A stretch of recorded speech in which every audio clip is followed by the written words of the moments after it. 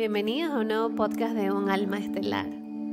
Hoy seguiremos con el capítulo 1 del libro increíble El Plan de tu Alma. Y dice así: la planificación prenatal.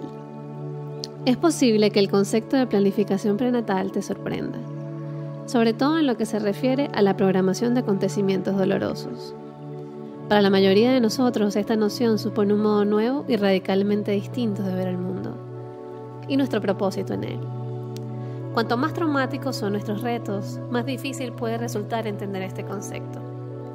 Yo comprendí, acepté y finalmente adopté como propia esta idea, de un modo lento y por etapas, sobre todo en lo tocante a los aspectos más dolorosos de mi vida. Con cada paso sentí la curación de viejas heridas. La ira y el resentimiento se desvanecieron y fueron reemplazados por sentimientos de paz y alegría. Vi en la vida una belleza que anteriormente había permanecido oculta a mis ojos. Mi propósito al escribir este libro no es convencerte de la absoluta realidad de la planificación prenatal, sino ofrecerte una idea que para mí ha sido de gran ayuda. Lo único que te pido es que consideres esta posibilidad.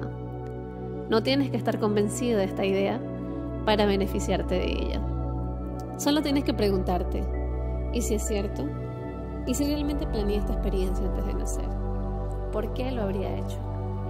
Simplemente hacerte estas preguntas dará un nuevo significado a las dificultades de tu vida y te impulsará a un viaje hacia el autodescubrimiento. Ese viaje no exige ninguna creencia concreta en lo que concierne a la espiritualidad o la metafísica, solo un cierto interés en el crecimiento personal y en la adquisición de sabiduría. En estas páginas leerás las historias de 10 personas valientes. Aprenderás lo que planearon antes de nacer y por qué lo hicieron. El proceso para comprender la planificación prenatal es parecido al que tiene lugar cuando observamos una escultura. Si quieres apreciar realmente una escultura, no puedes verla desde un solo ángulo. Debes caminar a su alrededor, deteniéndote en algunos puntos para mirar desde una nueva perspectiva y observar los detalles que entonces de repente se harán visibles. Cada relato es como una de esas perspectivas.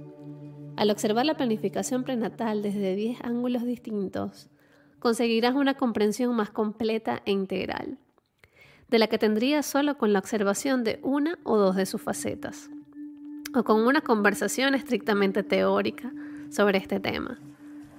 Te animo a leer las historias con el corazón. El corazón posee un conocimiento más elevado y una sabiduría mayor que la mente. El análisis intelectual solo te serviría hasta cierto punto. Estos relatos deben ser sentidos. Cuando tú, como alma eterna, planeaste tu vida actual, no te preocupaste por los conocimientos que podría adquirir tu mente. En lugar de eso, querías experimentar los sentimientos que generaría una vida en la dimensión física. Las dificultades de la vida son un medio especialmente poderoso para crear sentimientos que son, por otra parte, vitales para el autoconocimiento del alma. Estos sentimientos no pueden ser comprendidos por la mente. De hecho, la mente es una barrera. En muchos sentidos, la vida es un viaje que va desde la cabeza hasta el corazón. Planeamos las dificultades de nuestra vida para facilitar este viaje, para abrir nuestros corazones y de este modo poder conocerlos y valorarlos mejor. La empatía es la llave que abre la puerta del corazón y hará posible que comprendas estos relatos y su significado espiritual. Al igual que fue necesario que las personas que aparecen en este libro reunieran el valor suficiente para planear sus vidas y para compartirlas contigo, será necesario que tú también reúnas el valor para empatizar con ellos. Yo creo que la empatía es curativa. Si buscas la sanación, descubrirás que tu valentía será recompensada. Este capítulo te proporcionará la información necesaria para apreciar los aspectos metafísicos de los relatos. Si no estás familiarizado con la metafísica, algunas de estas ideas pueden parecerte inusuales, igual que me ocurrió a mí. Te pido paciencia. Cuando las veas ilustradas en estos relatos, adquirirán un significado y una validez mayor, y más aún cuando las apliques a tus propias vivencias. Este capítulo te dará, además, una visión general de los puntos comunes que he encontrado en los proyectos de vida de los entrevistados. Con esto obtendrás los cimientos sobre los que asentar la sabiduría que estas personas han compartido contigo.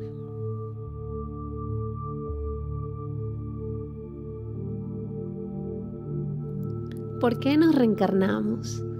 La planificación que hacemos antes de nacer es detallada y tiene un gran alcance. Incluye la selección de situaciones vitales, pero va mucho más allá. Nosotros elegimos a nuestros padres y ellos nos eligen a nosotros. Elegimos cuándo y dónde nos reencarnaremos, las escuelas a las que asistiremos, los hogares en los que viviremos, la gente a la que conoceremos y las relaciones que tendremos. Si tienes la sensación de que ya conocías a alguien a quien acaban de presentarte, es posible que sea verdad. Probablemente esa persona fue parte de tu planificación prenatal.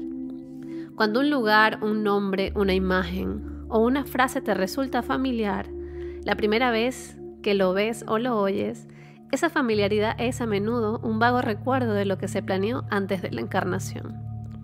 En muchas sesiones de planificación, usamos el nombre y tomamos la apariencia física que tendremos después de nacer. Tales prácticas nos ayudan a reconocernos unos a otros en el plano físico. El sentimiento de déjà vu se atribuye a menudo a un suceso de una vida pasada. Pero muchas sensaciones de déjà vu son, en realidad, recuerdos de planes prenatales.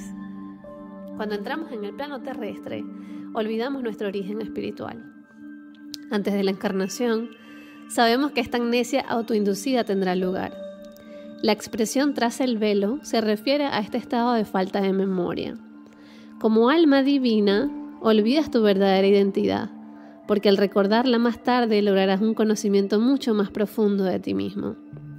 Para obtener esta profunda conciencia, tenemos que abandonar el reino espiritual, un lugar de alegría, paz y amor, porque allí no experimentamos ningún contraste. Y sin contraste no podemos conocernos totalmente. Imagínate un mundo en el que solo hay luz. Si nunca has experimentado la oscuridad, ¿cómo podrías comprender y apreciar la luz? Es el contraste entre la luz y la oscuridad lo que lleva a un conocimiento más profundo. El plano físico nos proporciona este contraste porque es un mundo de dualidad. Arriba y abajo, caliente y frío, bueno y malo. El dolor en la dualidad nos permite apreciar mejor la alegría. El caos de la tierra aumenta nuestra apreciación de la paz. El odio que podemos encontrar profundiza nuestra comprensión del amor. Si nunca hemos experimentado estos aspectos de la humanidad, ¿cómo podríamos reconocer nuestra divinidad? Imagina que provienes de un lugar en el que suena la música más bella que jamás fuese creada. Es una música arrebatadora, deslumbrante. La has escuchado siempre, durante toda tu vida. Nunca ha estado ausente, ni ha estado presente ninguna otra música. Un día te das cuenta de que como siempre la has oído, nunca la has escuchado realmente. Es decir, que nunca la has valorado, porque no has conocido otra cosa. Por ello, decides que te gustaría poder valorar esta música. ¿Cómo podrías hacerlo? Una forma de hacerlo sería ir a un lugar en el que la música de tu hogar no exista. Quizá en este sitio suene una música distinta, una música que contenga notas discordantes o estrofas estridentes. Este contraste te provocaría una nueva apreciación de la música que has escuchado siempre en tu hogar. Otra forma sería ir a un lugar en el que la música de tu hogar no exista e intentar recrearla de memoria.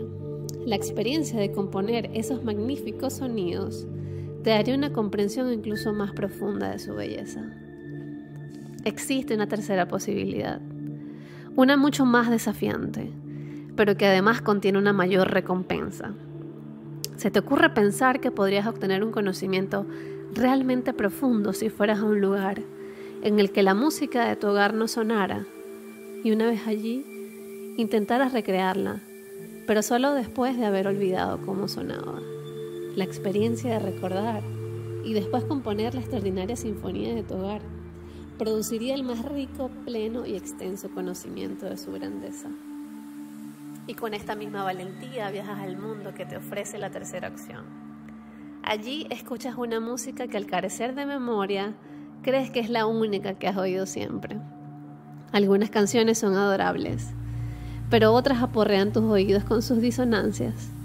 Estos tonos desagradables fomentan el deseo en tu interior. Y finalmente la resolución de crear una música original.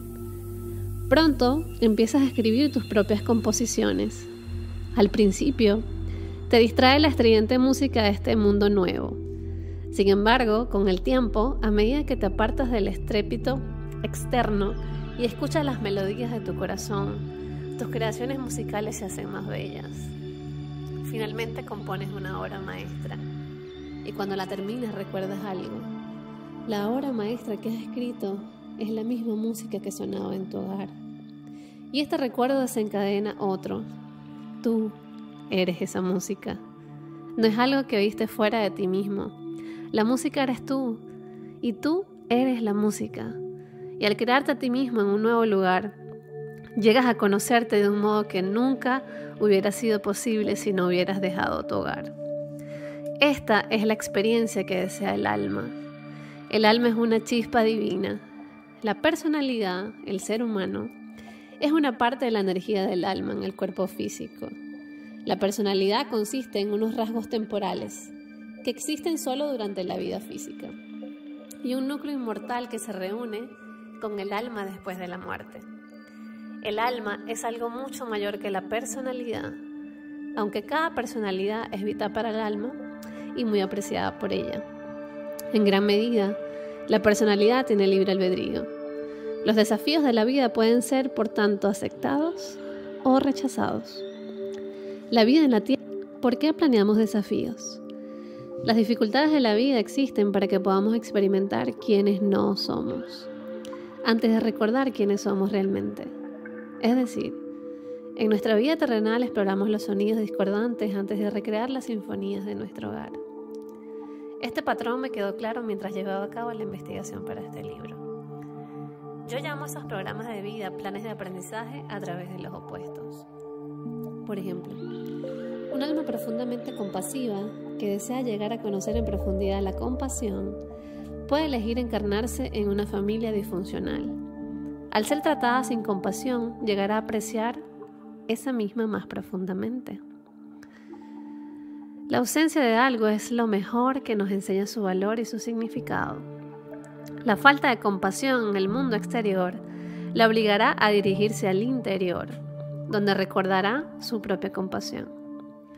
El contraste entre la falta de compasión en el mundo físico y su compasión interna le proporcionará una comprensión más profunda de la compasión y por tanto de sí misma.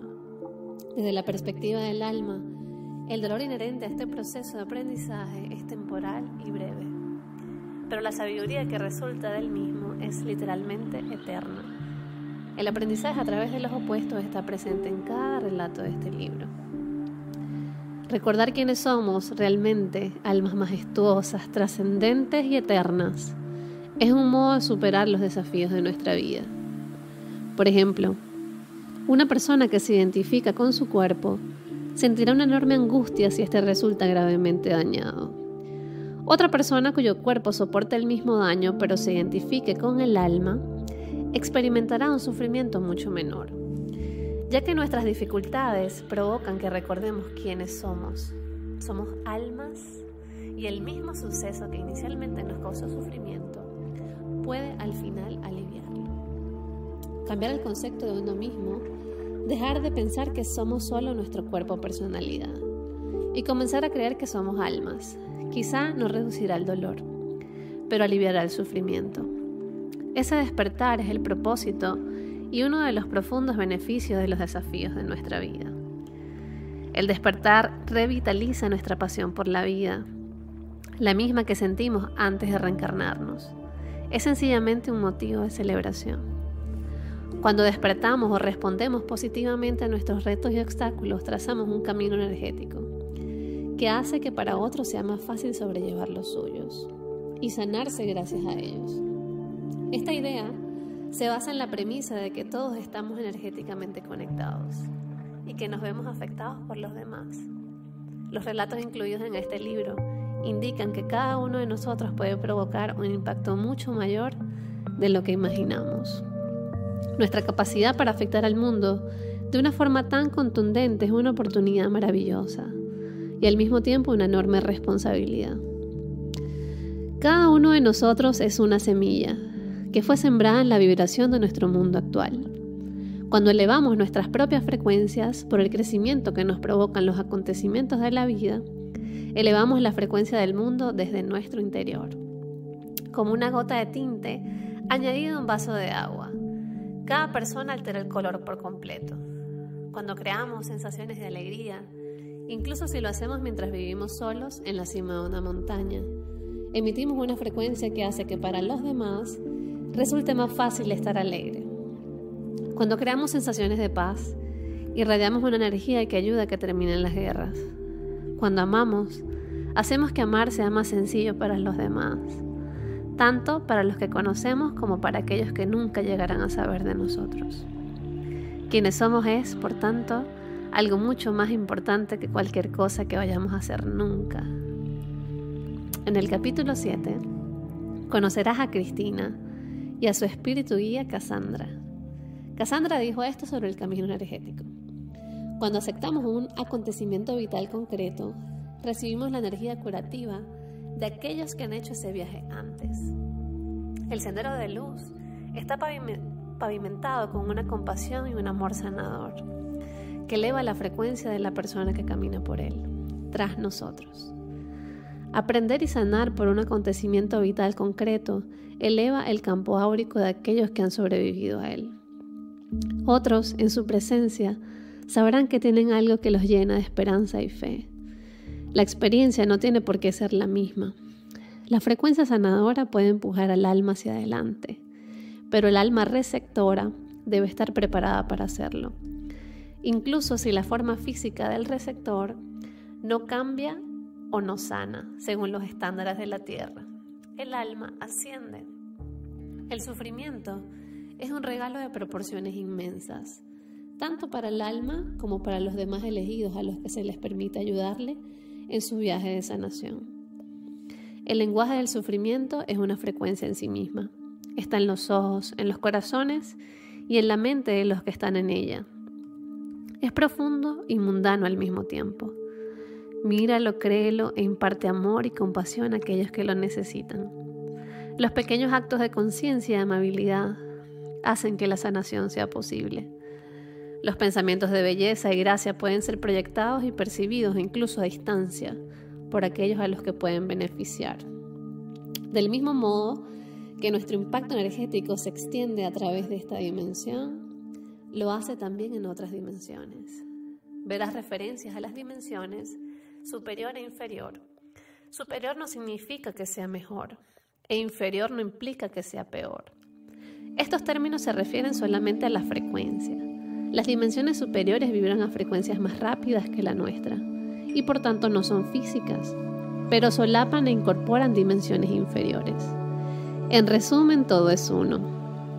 Por esto nuestras frecuencias individuales, ya sean de amor o de miedo, fluyen constantemente hacia el exterior, afectando por igual a los seres espirituales, como a otras personas que pueden estar en cualquier parte, incluso lejos de nosotros. Cuando leas los relatos es aconsejable que tengas en mente las limitaciones que el lenguaje tiene a la hora de explicar algunos conceptos. Por ejemplo, a veces diré que la gente viene del reino espiritual cuando se encarna y que vuelve a ese reino después de la muerte del cuerpo. Estas palabras y otras parecidas indican un cambio en la percepción, no en el lugar. No intentan plantear una separación entre las dimensiones. La encarnación no nos aparta literalmente de nuestro hogar eterno. En lugar de ello, sencillamente limita nuestra capacidad para ver la parte intangible del mismo. La muerte es la disolución del velo que nos oculta el reino espiritual. Los conceptos de unidad y separación son importantes para poder comprender completamente por qué elegimos experimentar dificultades en nuestra vida. Cuando estamos en espíritu, tenemos una conciencia continua de nuestro enlace inseparable con todos los demás seres. Sabemos que somos uno con los demás y, por supuesto, con la totalidad de la creación. La compasión incondicional y la empatía forman parte de nuestra naturaleza. Aunque tenemos identidades individuales, no nos percibimos separados del resto de individuos. Este concepto fundamental resulta paradójico para el cerebro humano, que por su propia estructura percibe la ilusión de separación. Cuando como almas proyectamos una parte de nuestra energía en los cuerpos físicos, intencionadamente centramos nuestra atención en el cuerpo, bloqueando de ese modo la percepción de la unidad. Ser capaces de estrechar nuestra percepción nos permite planear vidas en las que interpretamos papeles predefinidos y por lo tanto proporcionando vivencias y retos a otros. Esperamos poder responder a esos retos con amor. Si somos capaces de hacerlo, después de la vida física volveremos al espíritu con una comprensión más profunda de la compasión, de la empatía y de la unidad que temporalmente habíamos ocultado a nuestra propia conciencia. Como indican los relatos, planeamos las dificultades de nuestra vida para alcanzar objetivos concretos. El objetivo común es la sanación, concretamente la sanación de las energías negativas que han quedado sin resolver en vidas pasadas. Digamos, por ejemplo, que una persona estuvo consumida por el miedo durante una encarnación. Al final de esa vida, el individuo puede conservar restos de la energía del miedo, especialmente si la persona murió mientras experimentaba un gran miedo. La energía de baja frecuencia del miedo no se puede transportar totalmente a la frecuencia superior del reino espiritual, donde reside el alma, aunque un residuo energético sí podría cruzar. El individuo siente esta energía y planea una nueva vida en la que se sanará a través de la expresión del amor. También planeamos actitudes para equilibrar el karma. El karma a veces se conceptualiza como una deuda cósmica, pero también puede ser descrito como una energía desequilibrada con otro individuo. Generalmente tenemos karma con miembros de nuestro grupo de almas. Otros, en la misma fase evolutiva, con quienes hemos compartido muchas vidas. En esas vidas pasadas, hemos interpretado los papeles de marido, esposa, hija, hijo, hermano, hermana, madre, padre, amigo íntimo y enemigo mortal con las mismas almas. Recuerdo el relato real de un padre que estaba leyendo un cuento antes de dormir a su hija pequeña. Cuando terminó, ella sonrió y dijo: «Papá, ¿te acuerdas cuando eras mi hijo y yo era tu mamá y te leía cuentos antes de dormir?» Un alma del grupo podría, por ejemplo, haber tenido una encarnación en la que hubiera pasado muchos años cuidando de alguien físicamente enfermo. Si el alma que interpretó el papel de cuidador planea después una vida en la que tenga el desafío de la enfermedad, el alma que recibió los cuidados podría buscar equilibrar aquel intercambio energético ofreciéndose a cuidarlo. En cuerpo, sin embargo, ninguna de las almas recordará el plan. La que eligió ser el cuidador podría sentirse abrumada por la necesidad de hacerse cargo de otra persona. Quizá incluso podría verlo como un castigo por sus malos actos en una vida pasada. En realidad, sin embargo, no es un castigo, solo es un deseo de equilibrar el karma. Del mismo modo que hemos ideado nosotros los papeles que interpretamos, tampoco somos víctimas. No hay nadie a quien culpar. De hecho, no hay culpa. El universo no nos castiga haciendo que nos ocurran cosas malas. Como la gravedad, el karma es una ley neutral e impersonal. Si tropezamos y caemos, no culpamos a la gravedad, ni nos sentimos víctimas o castigados por ella. Cuando nos damos cuenta de que el karma opera del mismo modo, los sentimientos de culpa, victimización y castigo respecto a los desafíos vitales se disipan. Y entonces comprendemos lo que habíamos esperado aprender y valoramos de un nuevo modo los desafíos que expanden nuestras almas. Comprender el karma nos ayuda a ir más allá de nuestros prejuicios, concretamente en lo que se refiere a aquellos que han experimentado grandes traumas o percances como la adicción a las drogas o la indigencia. Generalmente estos individuos están viviendo sus encarnaciones y equilibrando las energías de sus vidas pasadas, tal y como lo habían planeado. Sus vidas, que muchas veces son etiquetadas como fracasos, desde el punto de vista de la personalidad, a menudo son éxitos rotundos desde la perspectiva del alma. La mayor parte de las almas planean estas dificultades vitales para que sean de utilidad a otros. Este deseo es un aspecto fundamental de nuestra verdadera naturaleza, como almas eternas. Cuando estamos en espíritu, y somos conscientes de nuestra unidad con los demás, vemos el servicio como un propósito básico de la vida y las oportunidades para servir como enormes bendiciones. Ya que son almas que están equilibrando su karma, muchos de aquellos que parecen llevar vidas difíciles están realmente realizando actos de servicio. Un alma podría planear, por ejemplo, experimentar el alcoholismo para que otros puedan expresar compasión y así conocerse mejor a sí mismos. Los alcohólicos y otros que nos facilitan las experiencias que buscamos tienen que soportar algunas de las críticas más duras de la sociedad. Ojalá más gente supiera esto. Un trabajador de la luz es alguien cuyo plan de vida está especialmente orientado al servicio. En general, el término se aplica a cualquiera que esté decidido a ayudar a los demás, aunque no es necesario haber planeado grandes retos para ser un trabajador de la luz. Muchos lo han hecho precisamente con la intención de superar esas dificultades para el beneficio de toda la sociedad. Este tipo de trazado vital no es mejor ni peor que cualquier otro. De hecho, dado el enorme número de reencarnaciones que cada uno de nosotros planeamos, muchos interpretarán este papel en algún momento. Naturalmente, planeamos las dificultades de la vida, en parte, para nuestro propio crecimiento personal. Como almas, aprendemos mucho entre las encarnaciones, pero asimilamos las lecciones más profundamente en el plano físico. Aprender mientras estamos en espíritu es similar a un trabajo de clase. La vida en la tierra es el campo de estudio en el que aplicamos, probamos y perfeccionamos ese conocimiento. Es una poderosa experiencia para el alma. Finalmente, a pesar de las vivencias concretas que contengan, todos los programas vitales que he examinado están basados en el amor. Cada alma está motivada por un deseo de dar y recibir amor, libre e incondicionalmente. Incluso en aquellos casos en los que el alma había acordado interpretar un papel negativo para estimular el crecimiento de otro individuo. Muchas almas estaban motivadas también por un deseo de recordar el propio amor. Literalmente somos amor. Baso esta afirmación no solo en mi investigación, sino también en mi experiencia personal. Directa, la revelación de mi alma que describí en el prefacio. Las dificultades vitales nos dan la oportunidad de expresar amor y de este modo conocernos más profundamente a nosotros mismos como amor, en todas sus muchas facetas: empatía, perdón, paciencia, valor, equilibrio y confianza. Nuestra experiencia terrenal como amor también toma la forma de comprensión, serenidad, fe, gratitud y humildad, entre otras virtudes. El amor es el tema principal de la planificación prenatal y por tanto el tema principal de este libro. Al entrar en el plano físico, somos un amor que se oculta temporalmente a sí mismo. Cuando recordamos quiénes somos realmente, nuestra luz interior, nuestro amor, brilla para que todos lo vean.